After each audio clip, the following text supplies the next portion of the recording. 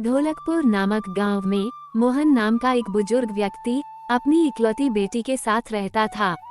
उसकी आर्थिक हालत बहुत खराब थी। वो बहुत गरीबी में अपना जीवन यापन कर रहे थे। एक दिन उसके घर गांव का जमींदार धनीराम सेठ आता है और कहता है, मुझे उधार दिए हुए सालों बीत गए हैं, पर तूने आज तक एक पाई भी वापस नहीं लौटाई है। आज मुझे मेरे पैसे चाहिए, नहीं तो मैं तुम सबको धक्के मारकर इस घर से बाहर निकाल दूंगा। बस 2 दिन की मोहलत और दे दीजिए सेठ जी। कल मेरा बेटा शहर से लौटने वाला है। जैसे ही वो वापस आएगा, मैं सबसे पहले उसको आपके पास भेजूंगा और वह आपके सारे पैसे चुका देगा। आपने इतने सालों तक सब्र रखा है, तो क्या आप सिर्फ 2 दिन और नहीं रुक सकते? मैं आपसे हाथ जोड़कर विनती करता हूँ, मेरी मजबूरी को समझिए। अच्छा ठीक है, मैं तुम्हें 2 दिन की और मोहलत देता हूँ। अगर 2 दिनों में मेरे पैसे मुझे नहीं मिले, तो तुम्हारा सारा सामान बाहर फेंक कर तुम्हें भी इस गांव से बाहर फिकवा दूंगा। ऐसा बोलकर जमींदार वहां से चला जाता है। तब मीरा अपने पिताजी से कहती है, पिताजी, भैया 2 दिन में आ जाएंगे ना? अगर इस बार भैया नहीं आए तो जमींदार हमें गांव से निकलवा देगा। इस बार वह हमारी एक भी नहीं सुनेगा। आज देखा नहीं आपने, वह कितना गुस्से में था।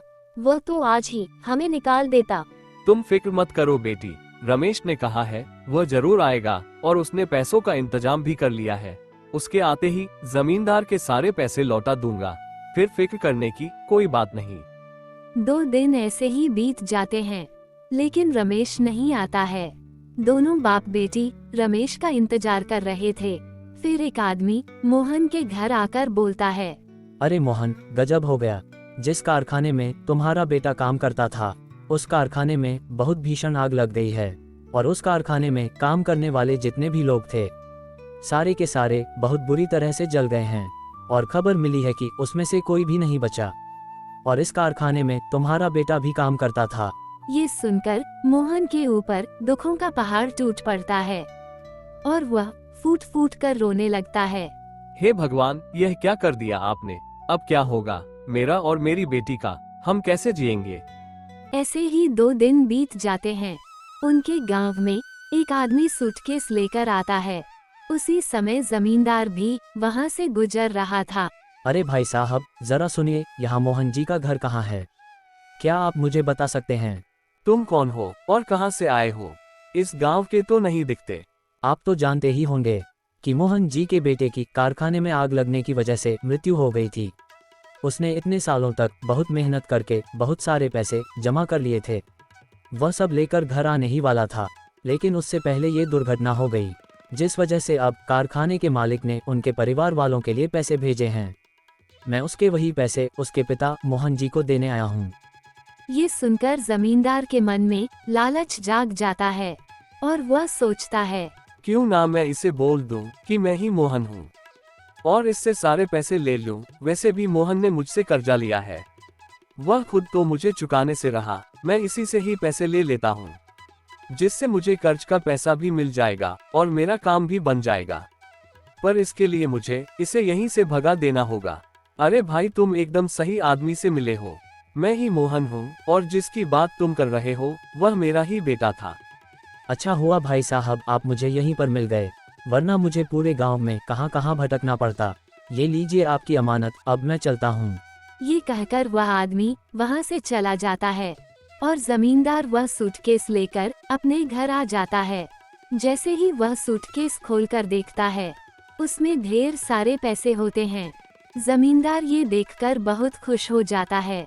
मुझे तो कुछ समझ में नहीं आ रहा बेटी, अब हमारा गुजारा कैसे होगा? हम तो पूरी तरह से रमेश के भरोसे पर थे, लेकिन पता नहीं ईश्वर ये कैसी परीक्षा ले रहा है। रमेश ही तो हमारा सहारा था, भगवान ने उसे भी हमसे छीन लिया। भगवान इतने कठोर दिल कैसे हो सकते हैं? कभी कभी लगता है कि भगवान है ही नहीं। अगर होते तो हमारे साथ इतना सब नहीं होता, जबकि हमने किसी का बुरा भी नहीं चाहा। पिताजी, आप चिंता मत कीजिए, मैं भी आपका काम में आपका हाथ बटाऊंगी। हम कुछ ना कुछ करके जमींदार का कर्ज लौटा ही देंगे। आप फिक्र मत कीजिए, नहीं तो आपकी तबीयत और भी खराब हो जाएगी। मीरा दूसरों के घर में काम करने और खाना बनाने का काम करने लगती है। इसी तरह से कुछ दिन बीत जाते हैं। एक दिन मीरा पानी लेने जमींदार के कुएं पर जाती है और उसी दिन जमींदार के दोस्त का बेटा अरुण जमींदार के घर आता है। तभी उसकी नजर मीरा पर पड़ती है। वह मीरा को देखकर उसे पसंद करने लगता है। फिर वह अंदर चला जाता है। प्रणाम चाचा जी, क्या आपने मुझे पहचाना? मैं आपके दोस्त मदनलाल का बेटा हूँ। मेरा नाम अरुण है। अरे बेटा अरुण, तुम कितने बड़े हो गए हो। तुम्हें जब पिछली बार देखा था तब तुम बहुत छोटे थे, इसलिए तुम्हें पहचान नहीं पाया। बोलो बेटा, कैसे आना हुआ? वो क्या है ना चाचा जी, दरअसल पिताजी ने एक जमीन का सौदा करने के लिए मुझे यहाँ भेजा है। बस वही जमीन देखने के लिए मैं आया हूँ। इस सिलसिले में आपसे थोड़ी बात करनी थी। अच्छा, तो तुमने अब अपने पिताजी का कारोबार भी संभालना शुरू कर दिया है? हाँ चाचा जी, थोड़ा बहुत मैं भी देख लेता हूँ।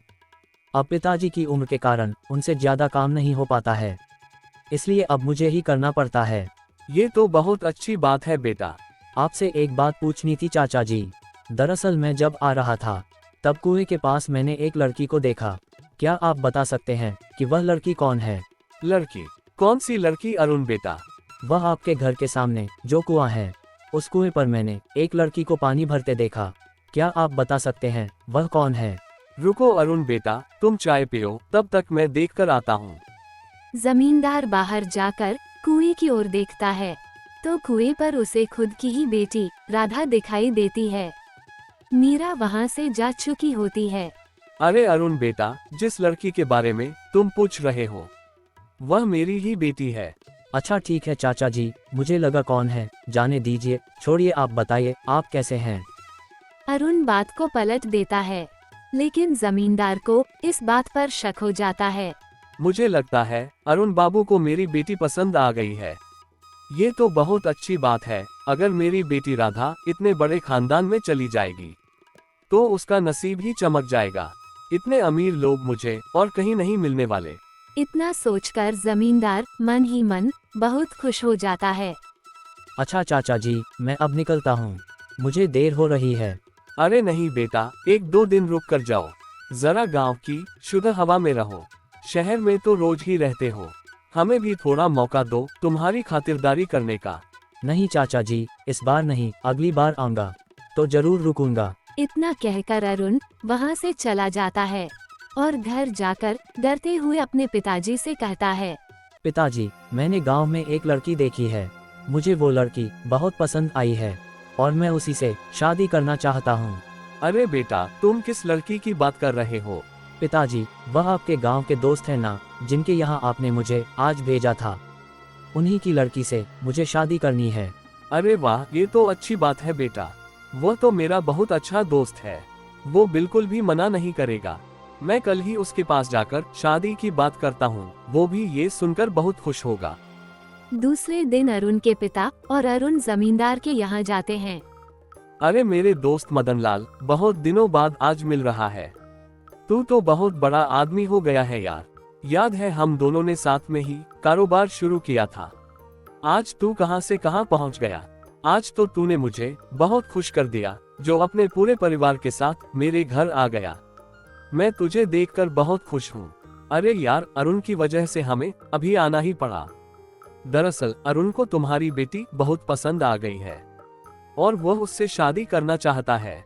उसी की बात करने के लिए हम यहाँ आए हैं। हाँ मदनलाल, ये तो अच्छी बात है। तुमने आज मेरा दिल खुश कर दिया। हमारी दोस्ती आज रिश्तेदारी में बदलने जा रही है। इससे ज्यादा खुशी की बात और क्या हो सकती है। चलो अभी अपनी बेटी को बुलाओ, हमें उसे देखे बरसों हो गए हैं। जब हमने उसे देखा था तब वह 8 वर्ष की थी। तभी जमींदार अपनी बेटी को आवाज लगाता है और बोलता है, अरे बेटा राधा, जरा यहाँ तो आना। जैसे ही राधा अंदर आती है, अरुण उसे देखकर दंग रह जाता है और बोलता है, अरे चाचा जी, जिसे मैंने उस दिन देखा था, ये वह लड़की नहीं है, वह लड़की कोई और थी। यह आप क्या बोल रहे हो अरुण बाबू? आपने उस दिन जिसे देखा था, ये वही लड़की है। ठीक से देखिए, शायद आप भूल गए हो। ये वही लड़की है जो उस दिन कुएं के पास खड़ी थी। नहीं चाचा जी, मुझे अच्छी तरह से याद है, ये वह लड़की नहीं है। इतना सुनकर जमींदार सोच में पड़ जाता है। कहीं अरुण बाबू ने उस फटीचर मोहन की लड़की मीरा को तो नहीं देख लिया। उस दिन वही थोड़ी देर पहले वहां पानी भरने आई थी। और शायद अरुण बाबू उसी की बात कर रहे हैं। नहीं, मैं ऐसा बिल्कुल नहीं होने दूंगा। मुझे कुछ भी करके मोहन और उसकी बेटी को इस गांव से भगाना ही होगा, इससे पहले कि अरुण बाबू उसे गांव में जाकर ढूंढ ले।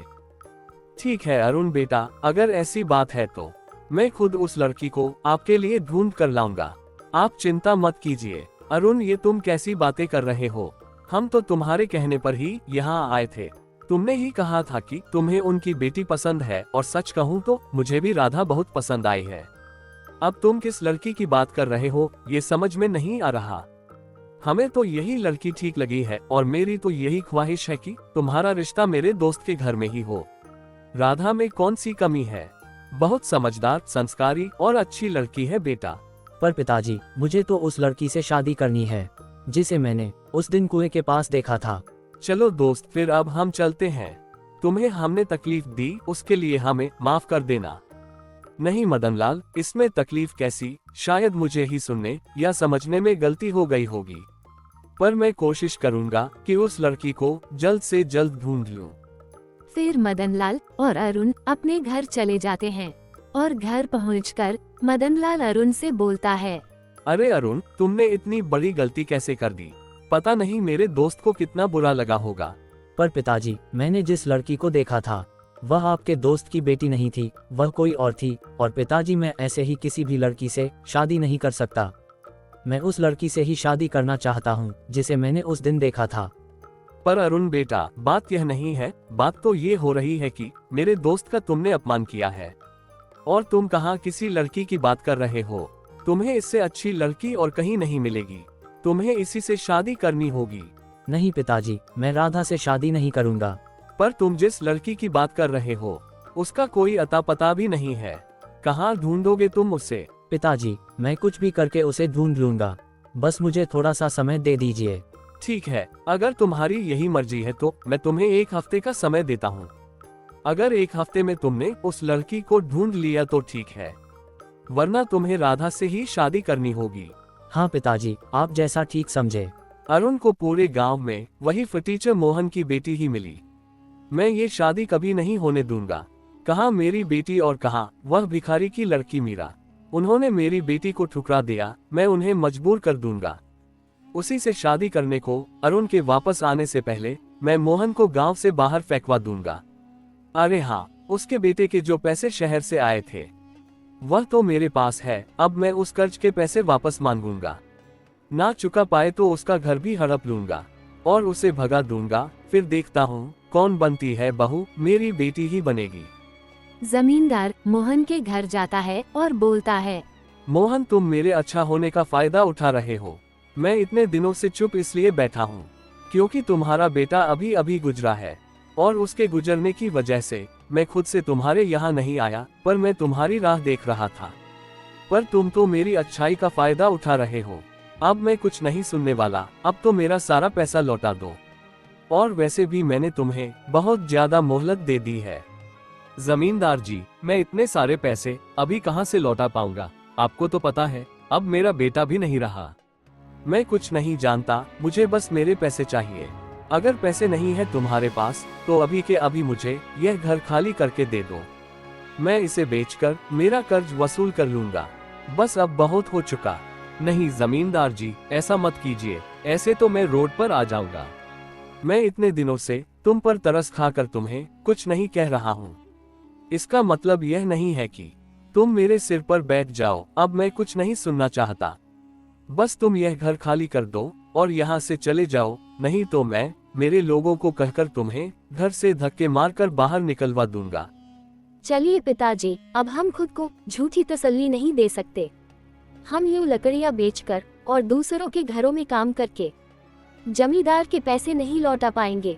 हमें ये घर छोड़कर जाना ही होगा। इतना कहकर मीरा अपने पिताजी को लेकर घर से बाहर चली जाती है और दूर जंगल में जाकर एक छोटी सी झोपड़ी बनाकर उसमें रहने लगती है। और इसी के चलते मीरा के पिता की तबीयत खराब हो जाती है, और इसी वजह से अपने पिताजी का लकड़ी बेचने का काम मीरा संभाल लेती है और किसी भी तरह से घर चलाने लगती है। मैं तो कितना खुशकिस्मत हूँ जो मुझे तेरे जैसी बेटी मिली, और मेरी वजह से तुझे कितनी मुश्किलों का सामना करना पड़ रहा है। पिताजी, आप ऐसा मत बोलिए। आपकी सेवा करने के लिए मुझे कोई मुश्किलों का सामना नहीं करना पड़ रहा है। आपकी सेवा करना मेरा धर्म है। आपकी सेवा करने में कैसी मुश्किल पिताजी? मैंने खाना बनाकर रख दिया है, आप खाना खा लेना। मैं लकड़ी तोड़ने जा रही हूँ, जल्दी लौट आऊंगी। इतना कहकर मीरा जंगल में लकड़ी काटने चली जाती है। देखते ही देखते सुबह से शाम हो जाती है, पर मीरा जंगल से नहीं लौटी। इसी वजह से मोहन बहुत परेशान हो जाता है। मीरा को अभी तक आ जाना चाहिए था, पर वह अभी तक नहीं आई। कहीं वह किसी मुसीबत में तो नहीं फंस गई। मुझे अपनी बच्ची को जाकर ढूंढना चाहिए। मैं घर पर ऐसे हाथ पे हाथ रखकर नहीं बैठ सकता। इतना कहकर मोहन मीरा को ढूंढने के लिए जंगल की ओर निकल पड़ता है। लेकिन रास्ते में मोहन की तबीयत बहुत खराब हो जाती है और वह चक्कर खाकर नीचे गिर जाता है। और यहाँ मीरा घर पहुँच जाती है। तभी अरुण मीरा को ढूंढते ढूंढते वहाँ पहुँचता है। वह देखता है कि एक बूढ़ा आदमी जमीन पर बेसुध पड़ा है। वह मोहन के पास जाता है और बोलता है, बाबा आप ठीक तो हो ना? इतना कहकर वह मोहन को उठाता है और किसी तरह उठाकर एक पेड़ के नीचे बैठा देता है और बोलता है, अरे बाबा, आप इस जंगल में क्या कर रहे हो? आपकी तबीयत भी बहुत खराब लग रही है। अरे बेटा, क्या बताऊं, मैं अपनी बेटी मीरा को ढूंढने के लिए जंगल में आया था। वो लकड़ियां तोड़ने गई थी, पर अब तक घर नहीं लौटी। पता नहीं कैसे मुझे चक्कर आ गया। कोई बात नहीं बाबा, बस आप मुझे आपके घर का पता बताइए, मैं आपको आपके घर छोड़ देता हूँ। तभी अरुण मोहन को लेकर उनके घर जाता है और जैसे ही अरुण की नजर मीरा पर पड़ती है, वह हैरान हो जाता है और बहुत खुश भी हो जाता है। पिताजी, आप ठीक तो हो ना? बेटा मैं तो ठीक हूँ, तुम्हें ढूंढने बाहर गया था। पता नहीं कैसे मुझे चक्कर आ गए थे और मैं बीच राह पर गिर गया था। तभी इन्होंने मेरी मदद की और मुझे घर तक लेकर आए। अगर यह वहाँ नहीं होते तो पता नहीं मेरा क्या होता। आपका बहुत बहुत शुक्रिया, आपने मेरे पिताजी की मदद की। हमेशा आपकी शुक्रगुजार रहूंगी। बाबा, आप गांव के बाहर ऐसे जंगल में इस छोटी सी झोपड़ी में क्यों रह रहे हो? तब मोहन अपनी सारी आपीती बताता है और जमींदार की सारी करतूत भी और अपने बेटे के बारे में भी बताता है कि कैसे उसने उसको एक कारखाने की आग में खो दिया। ये सुनकर अरुण बोलता है, बाबा, वह कारखाना हमारा ही था, मैं ही उस कारखाने का मालिक हूँ। दरअसल तकनीकी खराबी की वजह से वहाँ आग लगी थी।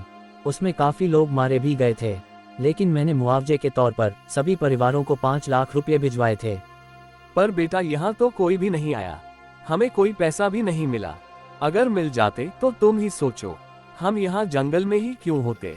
ये सुनकर अरुण को धक्का सा लग जाता है। अरुण बोलता है, बाबा आप बिल्कुल फिक्र मत कीजिए, आप मुझे 2 दिन का वक्त दीजिए, मैं इस बात का पता लगाकर आपको आपके पैसे दिलवा कर रहूंगा। दूसरे दिन अरुण अपने आदमी को लेकर मोहन के घर आता है और पूछता है, पर वह आदमी साफ इनकार कर देता है और बोलता है, नहीं साहब, मैंने वह पैसे इनको नहीं दिए, मैंने वह पैसे मोहन नाम के एक आदमी को दिए हैं। उसने ही कहा था कि उसका नाम मोहन है और वह रमेश का पिता है, और मैंने वह सूटकेस उनको दे दिया था और मैं फिर वहां से चला आया। मुझे नहीं पता था कि वह मुझसे झूठ बोल रहा है। मुझे माफ कर दीजिए, मुझसे बहुत बड़ी गलती हो गई। क्या तुम मुझे बता सकते हो कि वह आदमी कौन है जिसको तुमने पैसे दिए हैं? हाँ साहब, मैं अगर उसे देख लूँ तो मैं उसको पहचान जाऊँगा। मैं तुम्हें 3 घंटे का वक्त देता हूँ, मुझे जल्द से जल्द वो इंसान चाहिए। पूरे गांव में पता करो जिसको तुमने पैसे दिए हैं। थोड़ी देर बाद वह आदमी आता है और बोलता है, मालिक, मैंने पता कर लिया, उस आदमी का नाम मोहन नहीं धनीराम सेठ है और वही इस गांव का जमींदार है। उसी ने मुझसे झूठ कहा था कि वह मोहन है। इतना बड़ा धोखा मैं सोच भी नहीं सकता कि जमींदार इतना गिर सकता है। उसने मेरे बेटे के सारे पैसे खुद रख लिए और ऊपर से हमें घर से भी निकाल दिया। बाबा आप फिक्र मत करिए, मैं सब ठीक कर दूंगा। अरुण मन ही मन सोचता है, अच्छा तो ये बात है, अब मुझे पूरी बात समझ में आ गई। अपनी बेटी की शादी मुझसे करवाने के लिए उन्होंने जानबूझकर मीरा और उसके पिताजी को गांव से बाहर निकाल दिया ताकि मैं उसे कभी ढूंढ ना सकूं और मेरी शादी उसकी लड़की राधा से हो जाए। अच्छा तो अब मैं देखता हूँ इसे कैसे सबक सिखाना है। फिर अरुण अपने आदमी को लेकर जमींदार के घर जाता है। जैसे ही जमींदार उस आदमी को देखता है, वो हक्का बक्का रह जाता है। तभी वह आदमी बोलता है, हाँ साहब, यही है जिसने मुझसे कहा था कि वह मोहन है, मैंने इसी को पैसे दिए। ये सुनकर जमींदार के पसीने छूट जाते हैं। वो अरुण के सामने बहुत शर्मिंदा हो जाता है। चाचा जी, ये सब आपने किया है, मुझे तो यकीन नहीं होता। आपने एक गरीब आदमी के हक का पैसा उससे छीन लिया। आपको पता है रमेश के पिताजी को कितनी तकलीफ झेलनी पड़ रही है। और इतना ही नहीं, आपने उनके पैसे लेकर भी उन्हें इस गांव से बाहर निकाल दिया। आपने तो इससे सारे पैसे ले लिए थे, फिर आपने ऐसा क्यों किया? जवाब दीजिए।